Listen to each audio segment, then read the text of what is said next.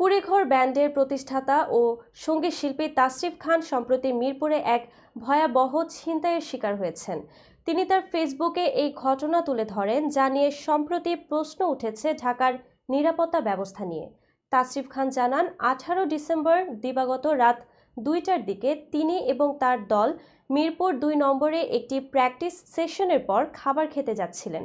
সেই সময় তারা মিরপুর 2 নম্বর ওভারব্রিজের কাছে একটি পেট্রোল পাম্পের সামনে এক লোকের চিৎকার শুনতে পান। ওই লোকটি কেউ বাঁচান ভাই বলে সাহায্য চাচ্ছিল। তাসরিফ ও তার সহকর্মীরা এগিয়ে গিয়ে জানতে পারেন যে 5 থেকে 6 জন ছিনতাইকারী ওই ব্যক্তিকে ধস্তাধস্তি করছে। ছিনতাইকারীরা তাসরিফকে জানায়, ভাই উনি মাদক ব্যবসায়ী। কিছুটা বিভ্রান্ত হয়ে পড়েন তাসরিফ, তবে পরে তিনি লক্ষ্য করেন যে ওই লোকটি আসলে পালাচ্ছিল না, বরং সে থানার সামনে দাঁড়িয়ে চিৎকার করে পুলিশকে খবর দেওয়ার চেষ্টা করছিল। পুলিশের কাছে তথ্য দেওয়ার পর তাসরিফ গাড়ির নম্বর সংগ্রহ করেন, যা ছিল ঢাকা মেট্রো গ 254633। পরে তিনি জানতে পারেন পুলিশের সাইবার নজরদারি ও চেকপোস্ট থাকা সত্ত্বেও ছিনতাইকারীরা ধরা পড়েনি। তাসরিফ এই ঘটনায় নিরাপত্তা নিয়ে প্রশ্ন তোলেন।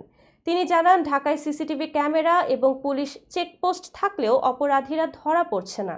তিনি সবাইকে সতর্ক থাকার আহ্বান জানান এবং বলেন, এমন ঘটনা প্রতিদিন ঘটে, আমাদের সাবধান হতে হবে।